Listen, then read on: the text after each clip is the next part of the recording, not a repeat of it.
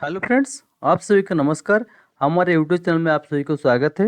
आज हमने एक अच्छा टॉपिक लेके आ रहे हैं deep hole drilling and blasting के ऊपर। उसका रिलेटेड में क्या क्या क्वेश्चंस आता है, और आपको जब भी कहीं कोई आदमी अगर पूछता है या आप कहीं पे इंटरव्यू देने जाते हैं, वाइवा देने जाते हैं, उस टाइम आपको ये पूछा जाता है कि आपका माइंड्स में आप लोग ड्रिलिंग और ब्लास्टिंग कैसे करते हैं। तो उस टाइम आपको कोई दिक्कत ना हो, इसलिए ये वीडियो हम आपके लिए हम बना रहे हैं। तो देर ना करते हुए आइए उसका पॉइंट्स क्या क्या होता है, उसके रिलेटेड क्वेश्चन क्या क्या होता है, और उसको हम लोग कैसे, जब हम लोग डीप होल ड्रिलिंग ब्लास्टिंग करते हैं उसका प्रिकॉशन हम कैसे लेंगे, उसका हम लोग सारे के सारे डिटेल्स इसमें मेंशन किया गया है। तो आइए हम लोग पहला डिस्कस करते हैं। जब भी आपको पूछा जाएगा या कहीं पे अगर किस कंपनी में अगर आप जाते हैं, वहाँ पे आपको पूछा जाता है आपका माइंड्स में आप लोग ड्रिलिंग और ब्लास्टिंग कैसे करते हैं, तो आपको उस टाइम आंसर इस तरीके से आपको देना होगा। उसका एक सीरियल हिसाब से आपको देना होगा। Deep hole drilling and blasting regulation 162 के अंतर्गत में आता है। जब पहले हम लोग जिस एरिया में ड्रिलिंग करते हैं, उस एरिया में जाके या जिस बेंच पे हम लोग ड्रिल करेंगे, पहले जाके वहाँ पे हम इंस्पेक्शन करेंगे। इंस्पेक्शन करने उसमें अगर क्या क्या देखेंगे, 6 डायरेक्शन हजार्ड दिखेंगे। 6 डायरेक्शन हजार्ड के north south east west bottom and top, पहले 4 दिशा को देखना होगा। उसके बाद ऊपर में देखना होगा, नीचे में देखना होगा। उसमें क्या क्या देखना होगा कि ऊपर में कहीं ओवर हैंगिंग मटेरियल कुछ नहीं है, कुछ लूज लूज बोल्डर तो नहीं है। इस सब को उसमें हजार्ड आइडेंटिफाई करना है। उसमें अगर आपको कोई हजार्ड खतरा नज़र नहीं आता है, तो वहाँ पे आप लोग वहाँ पे ड्रिल हॉल मार्क दे के, जो ड्रिलिंग जहाँ पर करते हैं वहाँ पे जो मार्क दिया जाता है, एक माइनिंग फॉरमैन वो एक कॉम्पिटेंट पर्सन वहाँ पर मार्किंग करेंगे।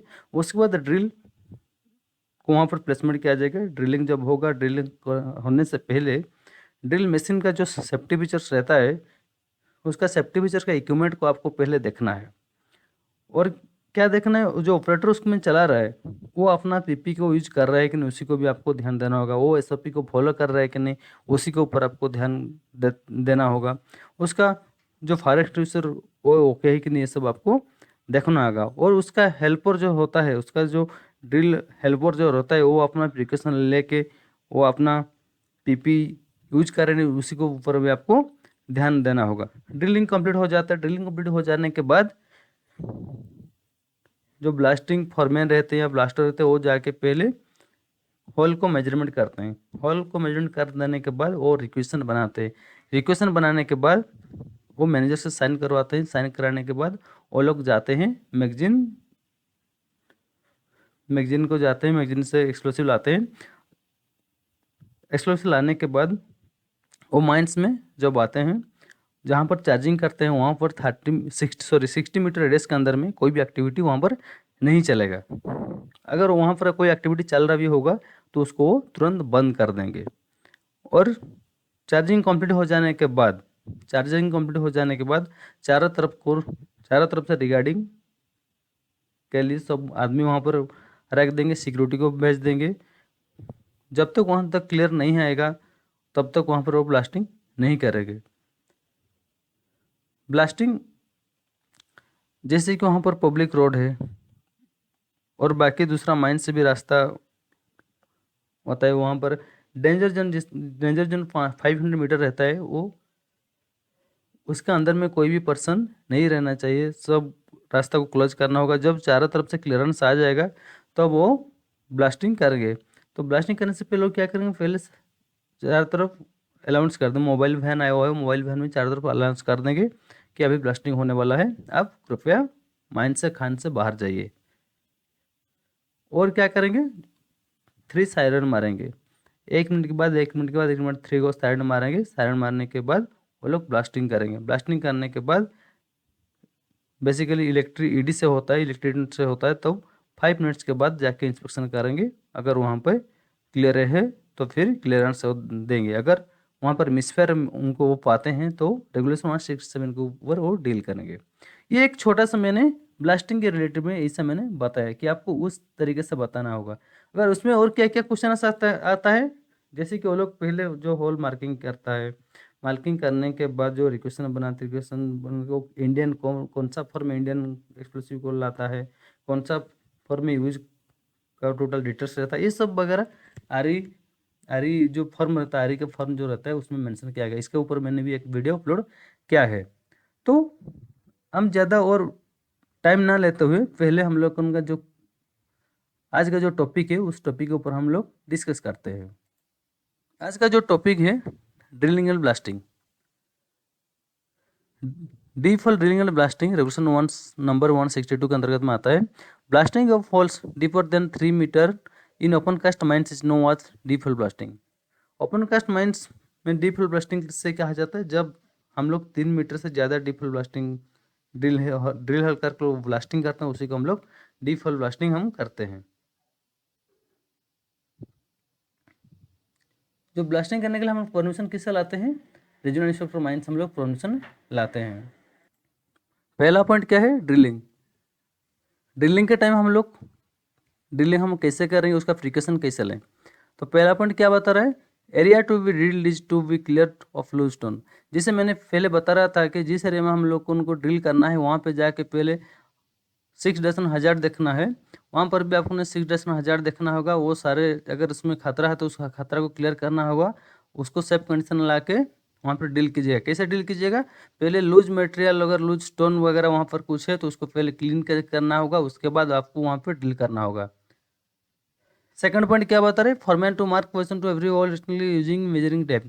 एक फॉरमैन को वहाँ पर उसका मेजरिंग टेप जो रहता है उस टेप में उनको मार्क देना है पड़ेगा, क्योंकि जो ड्रिल ऑपरेटर रहेंगे वो कैसे और कितना डिस्टेंस को उसका डिस्टेंस कितना रखना चाहिए, बॉर्डर कितना रखना चाहिए, स्पेस कितना रखना चाहिए, उसको वो देखते हुए वो मार्किंग करेंगे। जो माइनिंग फॉर्मेट रहेंगे मार्किंग करेंगे, उसके बाद वो ड्रिल ऑपरेटर जाएंगे वहाँ पर ड्रिल होल करेंगे। Point number 3, hole to be plugged और covered immediately after drilling to prevent boulders drill coating falling in और पर्सन गेटिंग रिपेड। इनमें से ये बोल रहे ड्रिलिंग होल कंप्लीट हो जाने के बाद वो जो ऑपरेटर रहेंगे वो उनका हेल्पर जो रहेंगे उसको कवर कर देंगे। अगर कवर नहीं करने से क्या होगा कि वहाँ पर जो ड्रिलिंग कटिंग का जो मतलब मिट्टी टाइप का रहता है वो वहाँ पर और बोल्डर वहाँ पर गिर जाने का चांसेस रहता है। उसको जाम करना होगा, उसको कवर भी करना होगा। बोल्डर के थ्रू कवर करना है, उसको रबर के माध्यम से उसको कवर करना, किसी भी तरह से उसको कवरिंग करना बहुत ही जरूरी होता है। Point number 4, after drilling drill cable and drill to be withdraw to safe distance. Drill complete हो जाने के बाद ड्रिल का केबल जो होता है उसको अच्छा से सेफ डिस्टेंस उसको रखना चाहिए ताकि वहाँ पर कुछ इंसिडेंट ना हो।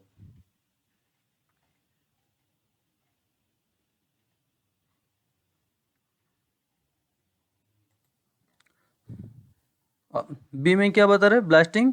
ब्लास्टिंग के प्रिकॉशन हम कैसे लेंगे, ब्लास्टिंग हम लोग कैसे करेंगे, उसके ऊपर आज भी हम डिस्कस करेंगे। Firing of shot to be done by a person holding manager and foreman certificate. जब जिस प्लेस में आपने ब्लास्टिंग कीजिएगा वहाँ पर जहाँ पर शॉट फायर करते हैं वहाँ पर एक मैनेजर और माइनिंग मैनेजर या माइनिंग फॉरमैन वहाँ पर मजदूर mining certificate holder mining foreman या माइनिंग मैनेजर का सर्टिफिकेट होल्डर वहाँ पर मौजूद हो रहेंगे।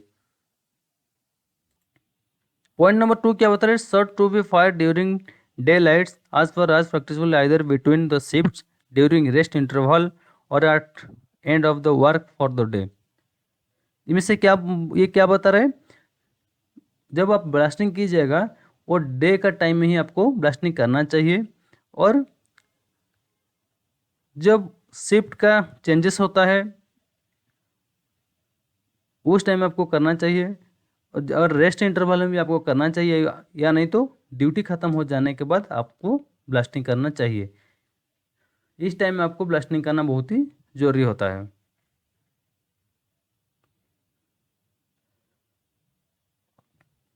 Point number 3, hole start on any day to be fired on the same days unless permission for sleeping hole has been obtained from RIM। इनमें से ये बता रहा है कि आप होल चार्जिंग कर देने के बाद कोई भी कारण से, किसी भी कारण से आपका सेम डे में ब्लास्टिंग अगर नहीं हो पाता है तो वो वहाँ पर स्लीपिंग होल आप रख सकते हैं। वो स्लीपिंग होल का परमिशन किससे लाया जाएगा? रीजनल इंस्ट्रक्टर माइंड से स्लीपिंग होल का परमिशन लाया जाएगा। और एक चीज़ मैं जैसे पहले बता रहा था कि जिस एरिया में आपने चार्जिंग करते हैं उस एरिया में 60 मीटर रेडियस के अंदर में कोई भी एक्टिविटी नहीं चलेगा। अगर चल रहा भी होगा तो वहाँ पर आप वहाँ पर एक्टिविटी को बंद कर देंगे, नहीं तो कुछ भी इंसिडेंट होने जाने के चांस है। तो वहाँ पर डस्ट जनरेशन हो सकता है और ग्राउंड वाइब्रेशन भी होने के कारण से भी आपका एक्सीडेंट होने के चांसेस रहता है, इसलिए उसको पहले देखना होगा। Point number 4, no person to be allowed to possess or use mobile phones or radio or walkie-talkie during transport or handling of explosive। 4 point में ये बता रहे हैं किसी भी व्यक्ति को अलाउड नहीं किया जाएगा जब उसके पास कोई मोबाइल फ़ोन या रेडियो या वॉकी टॉकी रहेगा, जब ट्रांसपोर्टिंग के टाइम में या एक्सप्लोडिंग हैंडलिंग जहाँ पर चार्जिंग होता है उस एरिया में अलाउड नहीं किया जाएगा। तो आइए देखते हैं जैसे अभी हम लोग डिस्कस किए deep hole drilling and blasting के ऊपर, उसके रिलेटेड क्या क्या क्वेश्चंस बन सकता है। ये जो हमने अभी डिस्कस किया है इसके ऊपर क्या क्या क्वेश्चंस आ सकता है। पहला क्वेश्चन क्या है? Blasting of holes deeper than in dash in open cast mines is known as deep hole blasting. इसका आंसर क्या है? 3 मीटर्स। जब ओपन कास्ट माइंस में 3 मीटर से ज़्यादा हम लोग डीप होल ब्लास्टिंग करते हैं तो उसी को हम लोग डीप होल ब्लास्टिंग कहते हैं। बॉर्डन मीन्स क्या है? बॉर्डन मीन्स क्या होता है कि फ्री फेस से लेकर का होल का पहला हल का डिस्टेंस को बॉर्डन कहा जाता है। स्पेसिंग मीन्स क्या होता है? एक हल से दूसरा हल का दूरी को, उसी को स्पेसिंग कहा जाता है। ठीक है। क्वेश्चन नंबर 4 क्या लिख रहा है? Fly rocks during open cast blasting how to control by. जब ओपन कास्ट माइंस में ब्लास्टिंग होता है तो वहाँ पर जब फ्लाई रॉक ज़्यादा जनरेट होता है उसको कंट्रोल हम कैसे करें, उसको हम लोग किस टाइप का ब्लास्टिंग करें, वहाँ पर हम लोग मोबाइल ब्लास्टिंग करेंगे तब फ्लाई रॉक ज़्यादा जनरेट नहीं होगा। और उसके ऊपर डिस्कस इसके लिए एक तो वीडियो मैंने भी ऑलरेडी बनाया हुआ है, इसको भी आपने देख लीजिएगा। क्वेश्चन नंबर 5,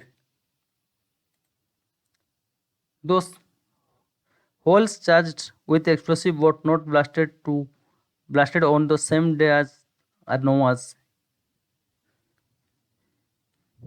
ये जैसे अभी मैंने बता रहा था स्लीपिंग होल, चार्ज हो जाने के बाद किसी भी कारण से अगर ब्लास्टिंग सेम डेज में नहीं हो पाता है उसको क्या कहा जाता है? स्लीपिंग होल कहा जाता है। Question number 6, for practising sleeping hole permission has to taken from home. जब हम लोग अपना माइंड से स्लीपिंग होल रखते हैं तो किससे परमिशन लाते हैं? रीजनल इंस्ट्रक्टर माइंड से हम लोग परमिशन लाते हैं। Which following is SOP of blasting. Blasting का एसओपी क्या है? What is misfire. मिसफायर क्या होता है? How to take with dealing with misfire. अगर मिसफायर हुआ है आपको कैसे डील करना होगा। ये जो अभी हमने डीलिंग ब्लास्टिंग के ऊपर हमने जो अभी डिस्कस किया है उसके रिलेटेड ये सब क्वेश्चन आ सकता है।